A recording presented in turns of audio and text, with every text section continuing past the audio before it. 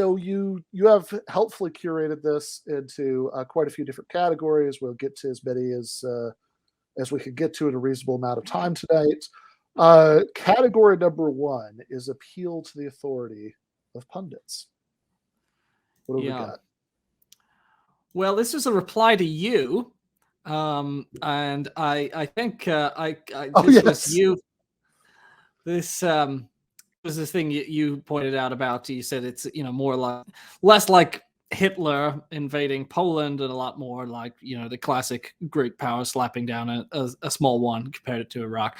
And someone replied to you with a very persuasive argument. Annie Applebaum doesn't think he'll stop at Ukraine if he's successful there, and she knows just a bit about politics and power in Eastern Europe. Well, Annie Applebaum knows, and I think that's you refuted, Benjamin Burgis. Who's Annie Applebaum? I don't know, but this person says that she I just can assume that she's smarter than Ben, so I'm just gonna. She knows, the claim is that she knows a lot. So judging by the premise, she knows a lot. I think it's much funnier if you have no idea who Annie Applebaum is. It's just like a random. Well, I will have you know, Annie Applebaum disagrees with you about this. So I'll bet you feel silly now. Well, yeah. I mean, like, I get like, for example, like tonight on Varn Vlog, Varn is interviewing my friend who is a Russian immigrant and does a Russian politics show on Wisconsin radio and YouTube. And I don't expect people outside of Wisconsin to know who this guy is. But he's fairly knowledgeable. But I wouldn't tweet to somebody and be like, "Yo, my boy Yuri doesn't agree with you." You're like, "Who's Yuri Rashkin?" Like, no, but come on, I'm always like saying, well, a little guy known as Mr. Ben Burgis doesn't agree with you, and then they're like, I hope you are covering Twitter with informing people that I disagree with them as a refutation of whatever they're tweeting. Sorry, it is amazing. The tweet she was responding to. Yeah. So are you literally calling my mom Annie Applebaum a liar? The tweet they were responding to was I believe what I said from memory is, no, for fuck's sake, Putin invading Ukraine is not the opening act to some Hitlerian scheme for world conquest. It's also not a righteous war of self-defense against NATO aggression. It's a depressingly typical example of a regional great power slapping down a neighbor that got out of line, which is exactly what I think is going on there. And there are any number of ways that you could respond and say that analysis is wrong. That you could say, oh no, here's something about it that's very different from, any number of things the United States has done in Latin America, say. Or you could say, here's some statement maybe from Putin that would indicate that that there will be other, that this is just the first step to some plan that will culminate in, I don't know, Russian forces invading Germany and France. But instead, it's just, well, Annie Applebaum disagrees with you, which I've got to say, I mean, one problem with it, just on the face of it, is that unless if the claim is, well, Annie Applebaum, knows a lot about Eastern Europe, and she, what little I know about Annie Applebaum, she kind of seems like a sort of silly liberal, who is, partakes in a lot of the hysterical liberal obsessions of the last several years about Russia and related subjects. But maybe I'm wrong about that. Maybe I'm being unfair. But I could equally say, look, Cuba Warinsky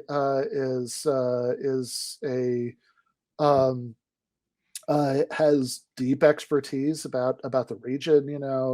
He's from Poland. He used to give like State Department briefings about this stuff, and I've interviewed him about it 3 times, and he disagrees with Annie Applebaum. So I mean, if now we're just now what, right? Now we decide. I've got an expert. You got an expert. We're just going to smash our action figures together. Exactly.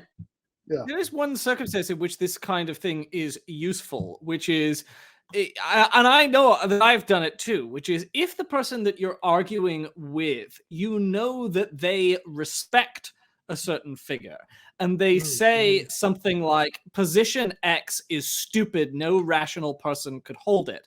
Like you say that, and then I say to you, well, Noam Chomsky holds that position. Here's a quote from Noam Chomsky espousing that position. Then you're forced to either say, okay, well, Noam Chomsky is not a reasonable person because no reasonable person could hold that position, or I reevaluate it is possible. So you can use this if you know that the person respects a certain person's opinion. But if you're just using the credibility of this person writes for The Atlantic and studies Eastern Europe, that's exactly. It's not going to be as effective. Which is actually funny because I think the last time I did something like that, it was literally Noam Chomsky, who I was talking to. He's the one I use a lot. Because people. If we clip this, we're going to cut this out because it's not even worth giving oxygen to by making it part of a YouTube clip. But a lot of people who, I shouldn't say a lot. I mean, I think if you actually look at I think the tweets that they were most upset about remain unratioed, which means that by the laws of Twitter, I was correct about what I was tweeting. But some people who are on the online left are very, very upset that I said that it was both stupid and wrong in principle to beat up Andy No, and they've decided this means I love Andy No, he's my favorite person, etc. And in discussing this, I did. I didn't directly do the appeal to Chomsky, but I did.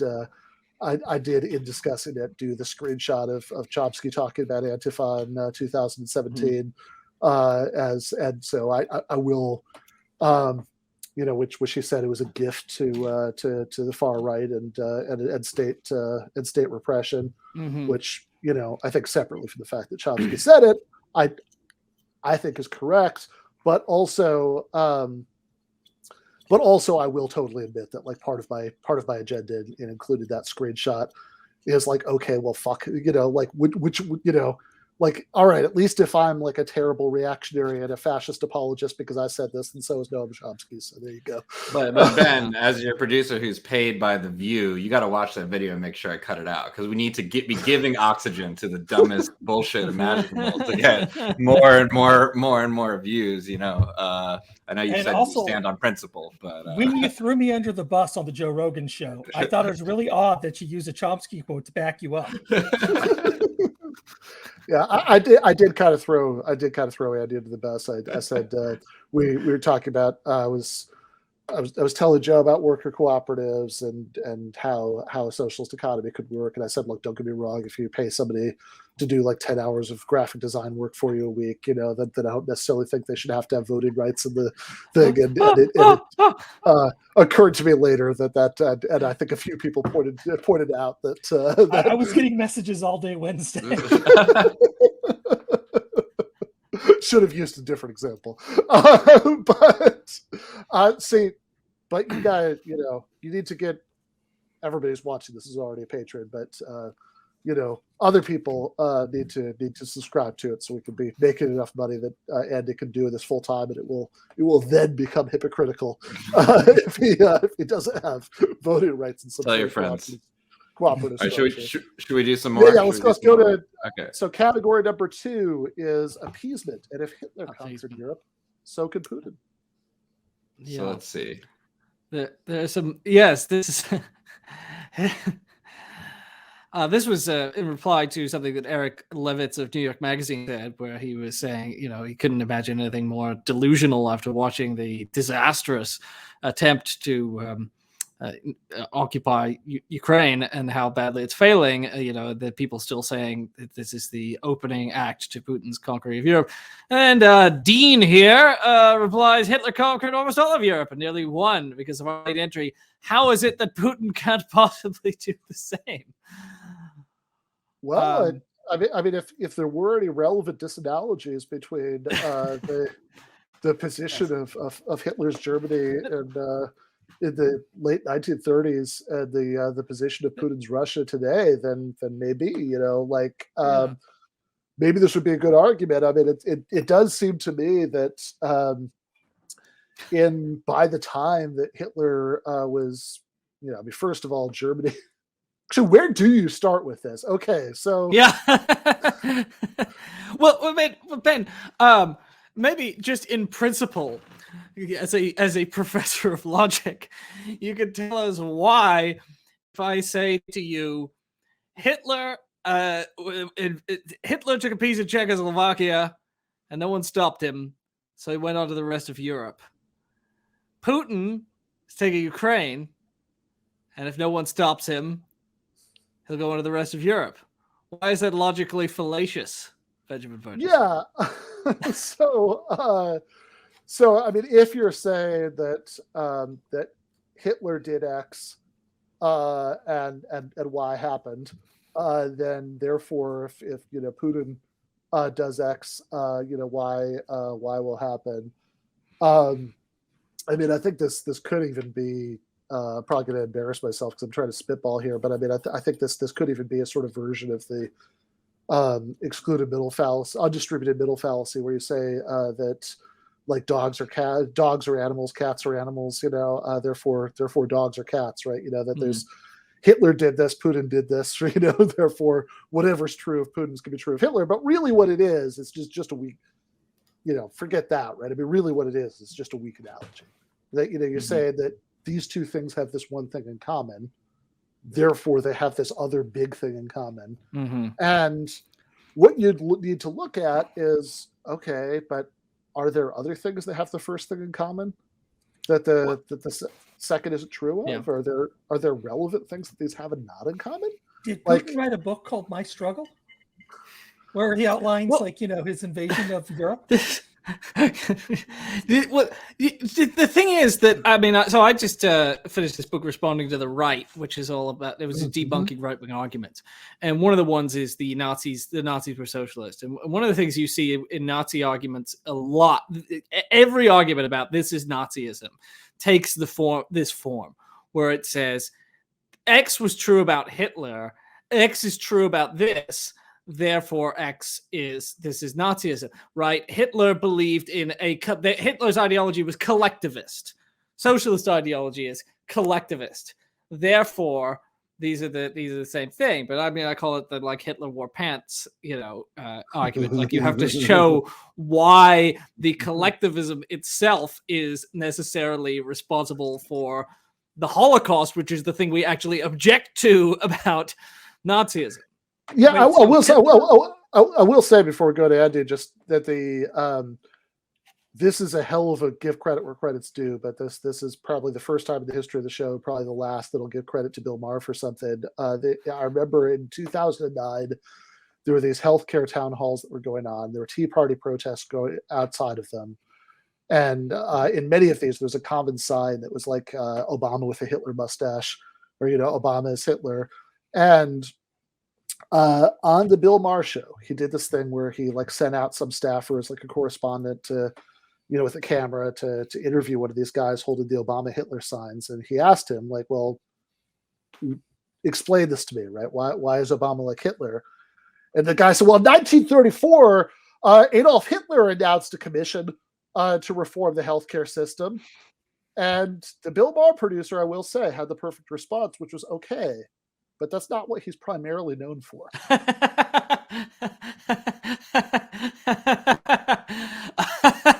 Dinesh D'Souza's books are full of this stuff too. He goes through the Nazi manifesto. He goes through their policy platform, and he's like, "Look, they say that we need to take care of people."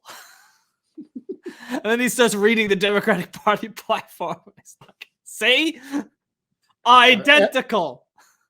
Andy, my apologies. I cut you off. What were you saying? Oh, it wasn't important. I was just going to say Hitler wore pants. Hillary Clinton wore pantsuits. Very similar. Yeah. Hillary Clinton is like Hitler, but not, I guess. Yeah. But Ben, have you considered this?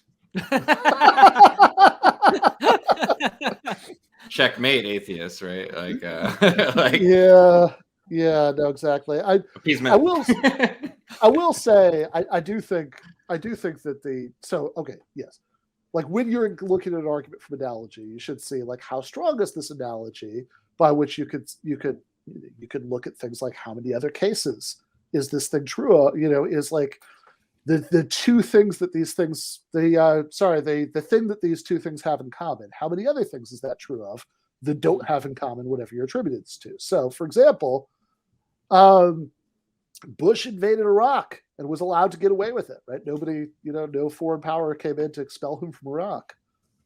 And yet, right, Bush, this was not the first act to a Hitlerian sequence of world conquest. In fact, Bush didn't even get a chance to invade Iran, which he openly wanted to, because he was too bogged down in the invasion of this like bloody quagmire occupied Iraq.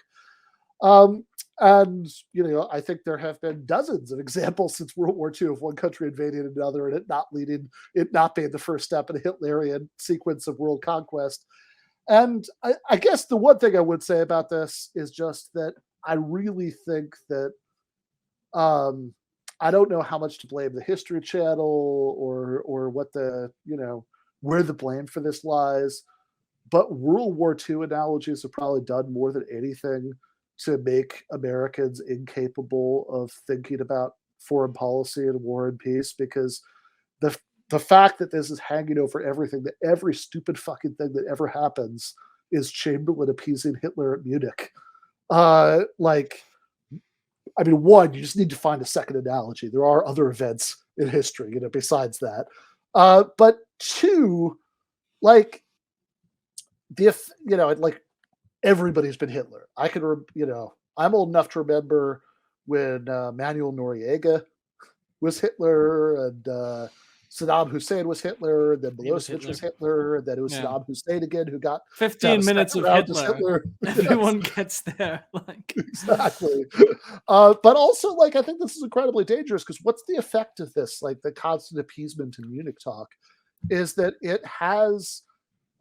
it makes people think that peace negotiations are an innately bad thing, which is the most dangerous message that you could possibly put out there about this stuff. Make two quick points. One is that I think people should study the Second World War, but the only things America knows about it, Hitler bad, we kicked his ass. One of the things that I've just read a long article about World War II for our new print edition, and one of the things Americans still don't understand is that when you feel like you're locked into combat with absolute evil, it means you're allowed to do pretty much anything, and it means that you fight to the death. So people don't study the firebombings of German cities and Japanese cities beyond Hiroshima and Nagasaki, just the torching of cities in both countries, right? Because we saw, especially the Japanese, because we saw them as the embodiment of absolute evil, and we just had a purely racist conception of them, we were willing to do anything to them. You come into this belief that unless you drop atom bombs on people, the world is doomed.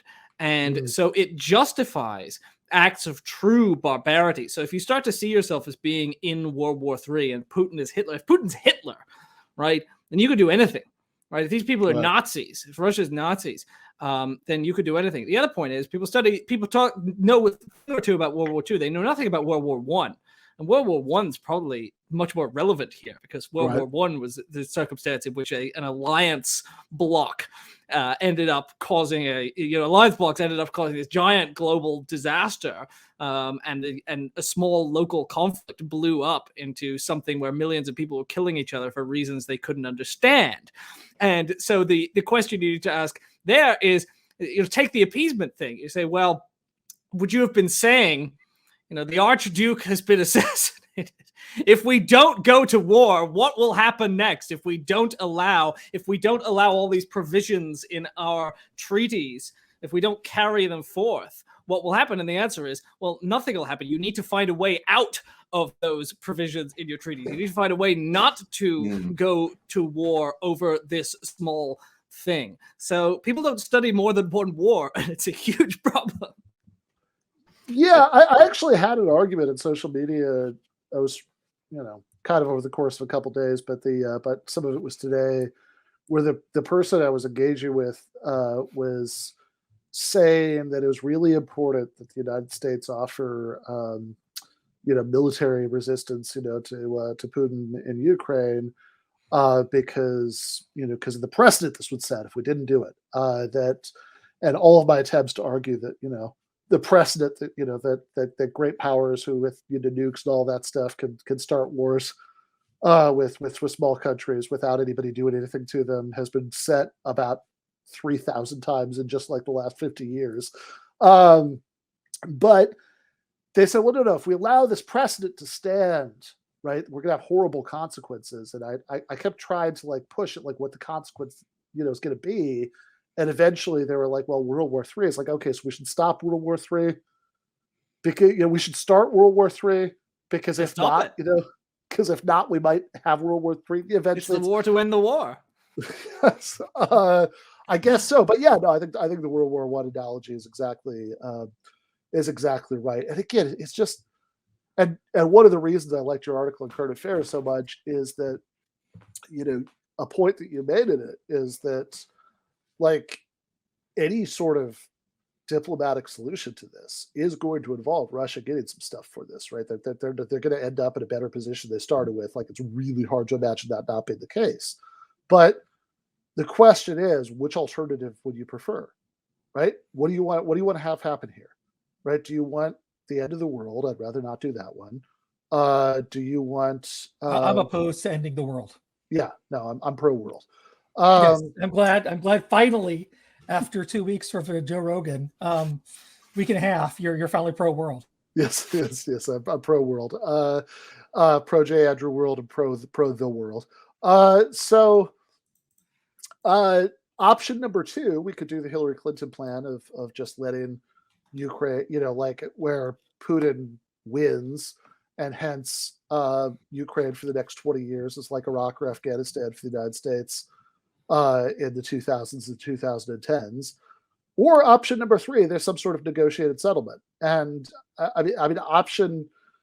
if you see this as a battle between like metaphysical good and evil, then compromising with evil, which is what the appeasement stuff is about, is the worst thing you could do. But if you're just interested in avoiding as much suffering as possible for human beings, option number 3 is by far the best option.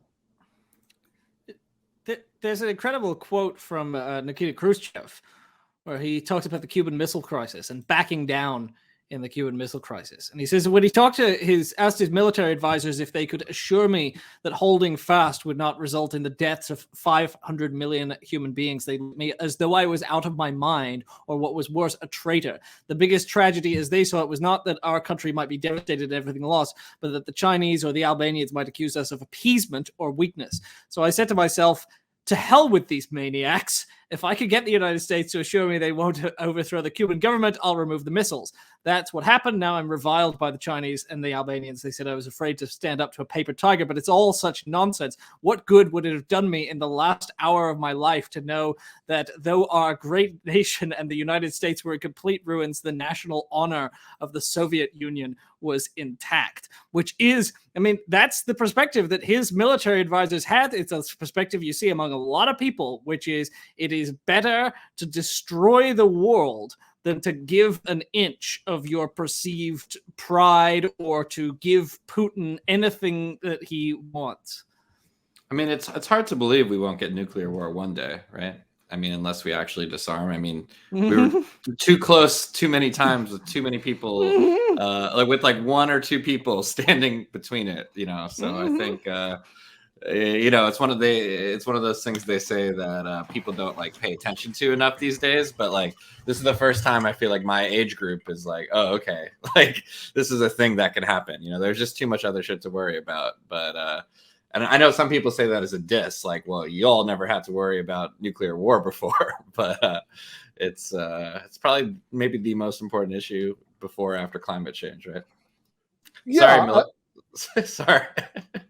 Yeah. Yeah, no, I mean, but this is if we don't act now, right? If we don't act now, but it's scary to think about. It shows the gravity of the situation, maybe. Yeah, and I also, I mean, it's kind of like, yeah, I want to go on to the next category, but I do just want to say,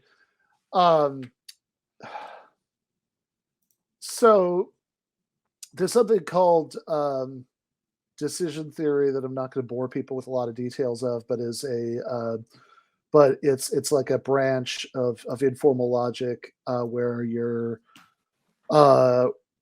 thinking about both probability and utilities, right? So the utility of something basically is how good it would be if it happened, right? The disutility is how bad it would be if it happened, and once you and what you have to think, and one of the reasons I actually often think it's useful to think in these terms is that you need to do both of those at once, right? In other words, the question is not just how likely is something to happen, but how bad would it be if it did happen, right? So if there's like, I get this sort of strange thing where people will be like, yeah, but probably there won't be World War III. It's like, yeah, I agree, probably there won't be, but like, also, since that would be literally the worst thing that could possibly happen, then the fact that, yeah, right now I think there's like a good 95% chance that we won't have World War III. Yeah. But I liked it a lot better when it was like a 0.0001% chance, not like a 5% chance, which 5's too high considering what that is. Yeah, exactly. Yeah. All right. Category number 3. Listen to Putin's words. But this one's for you, Ben. This one's for you because I saw you talking about this. And so category 3, so this one says, if it weren't for restraint and courage of Ukraine, who knows, that God, NATO is doing all they can to help. So, but this is trying to prove the same point, that Putin is expansionist, the Hitlerian plot. And he says, if Ukraine fell quick, he would keep going, listen to Putin's words of the speech he gave. And then the other tweet that I had said, he's very clear that it's step 1 in expanding his empire back to historic borders. Now, if you go in and listen to or read Putin's speeches, you do hear, right? You can provide evidence that Putin has this stuff about reuniting, it's the countries that are actually belong together. Okay. So you present some evidence, but the reason, the particular fallacy or problem, there's not actually necessarily a fallacy in these tweets themselves, but it's something where there's often a contradiction between you lay out, well, Putin's speech says he wants to reunite the disunited Russian people. And then you say, okay, but there's also a huge chunk of Putin's speeches where he talks about NATO. And he talks about the fact that they wouldn't promise that Ukraine wouldn't join NATO. It seems to be his big thing, the betrayal where Gorbachev was told that NATO wouldn't move east, and then it did. U.S. weapon systems in Eastern Europe, U.S. nuclear weapons in Europe. He goes on and on about this stuff, the funding, the funneling of weapons into Ukraine. Like this he's got huge grievances about it. And then what happens is, when you point this out, they say, wow, you can't believe a word Putin says about his own motivations.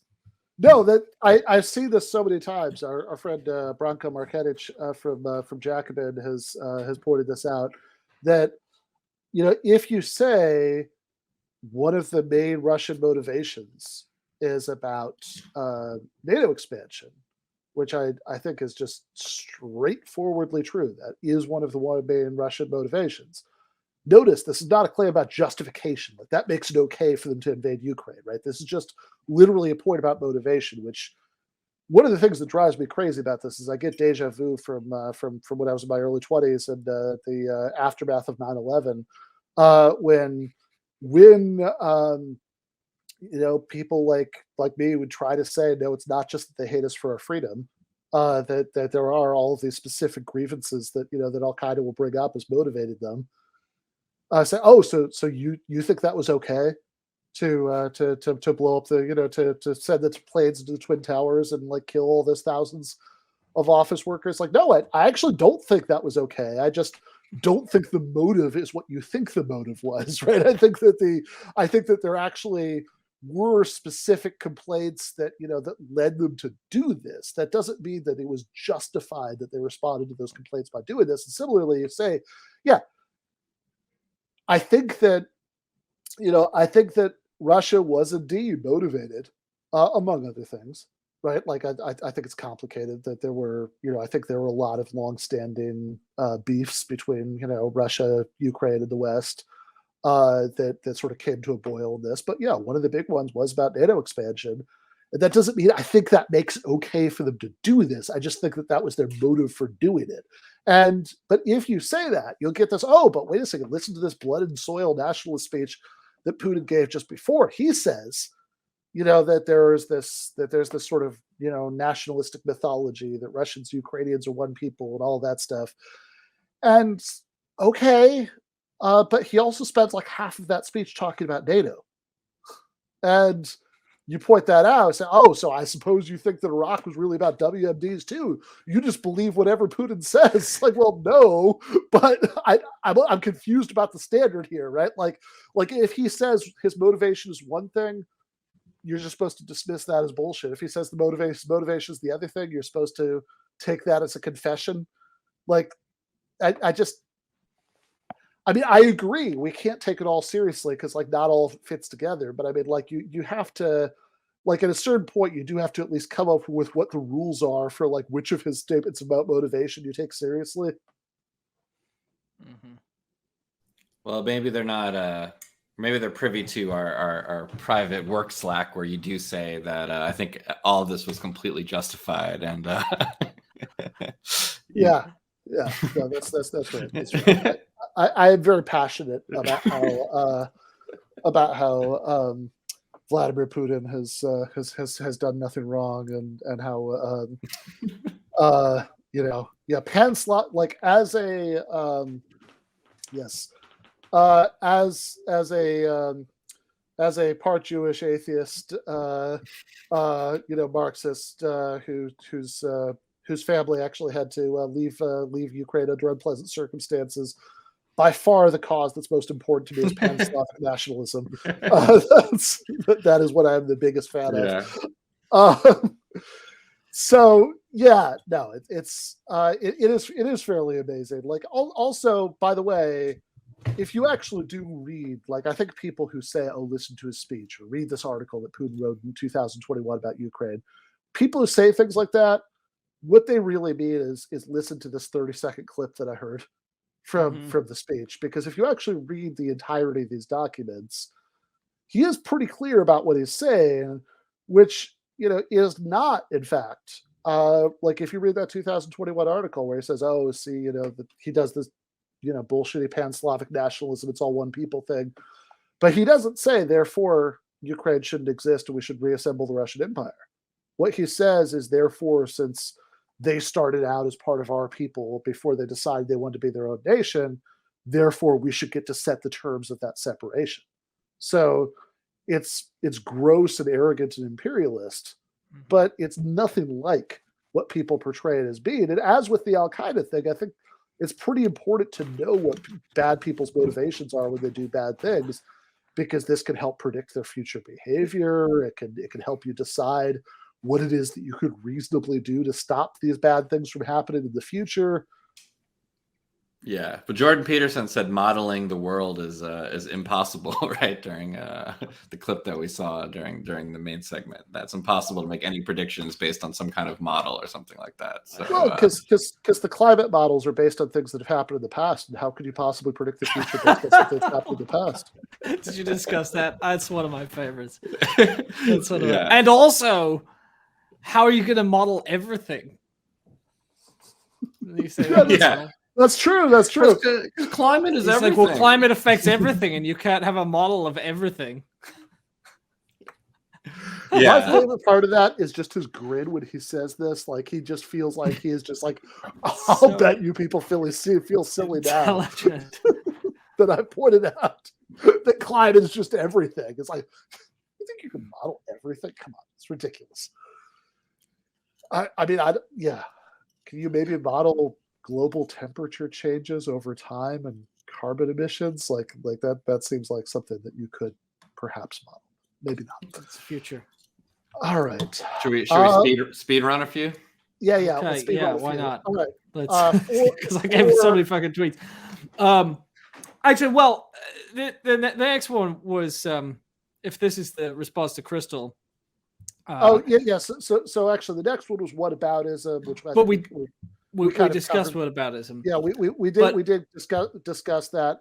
But the next one is called actual whataboutism. Actual, this is So I put this in because I thought that this shows that there are circumstances in which it's possible to respond to an argument by just going, but don't you, by saying this, you don't care about this other thing. What about this other thing? So, Crystal Ball here is responding to, and the tweet is private or something, but it's like the Oncology Network.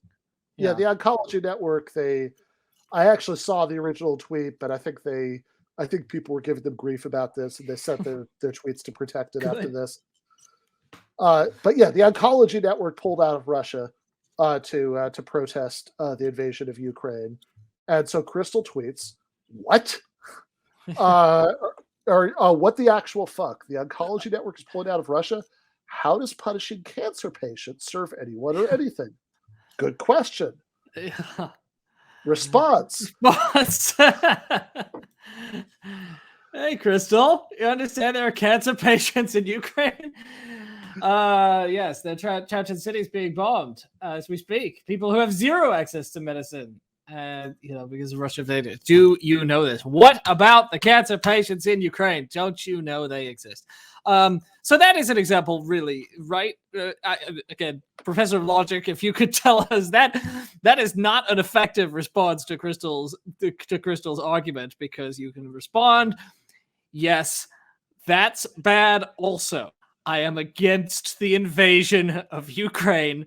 My argument is that responding to that invasion by punishing Russian cancer patients is a cruel form of collective punishment that shouldn't be deployed in response to this kind of aggression. Yeah, I will say, not a close friend, but Crystal Ball is a friend of mine, and I talk to her sometimes. I've certainly watched an enormous amount of her commentary over the years. I also don't think that Crystal is a pan-Slavic nationalist. I think that I don't think that she. I do not, in fact, believe that she is a supporter of Vladimir Putin and sort of revanchist Russian nationalism and Russia's gangster capitalist kleptocracy. And I will even say I've seen her talk about the invasion of Ukraine. I don't think she's for it. But yeah, no, that is exactly the thing, right? You got to pick one. Which of these do you condemn? Yeah. Which always reminds me of I don't know if you guys have seen this movie from several years ago, Lady Bird. So in that movie, the main character has nothing to do with Lady Bird Johnson. It's just about this girl who goes by the nickname Lady Bird. Oh, wait, what did I watch? And in the movie, there's the scene where the main character's boyfriend is like this sort of brooding, Chomsky-reading young radical, and she's starting to complain about what's going on in their relationship, and he starts talking about how many people died in Iraq, and she says, "Well, more than one thing can be bad."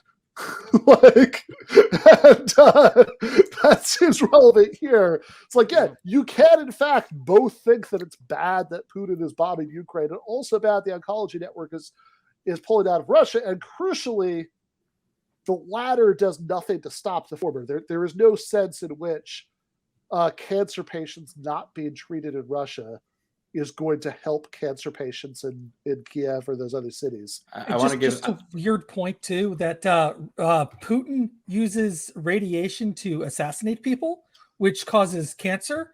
So it does seem a little weird that we're stopping people that stopping helping people that Putin wants to silence. I want to give due justice at this point. That's Sydney Turtletown thinks that the oncology strike will help the effort, and he knows quite a bit about power politics in Eastern Europe. I actually like kind of scrambled for a second where I was like, wait, Sydney Turtletown, like who does he write for Jacobin, or like who is that?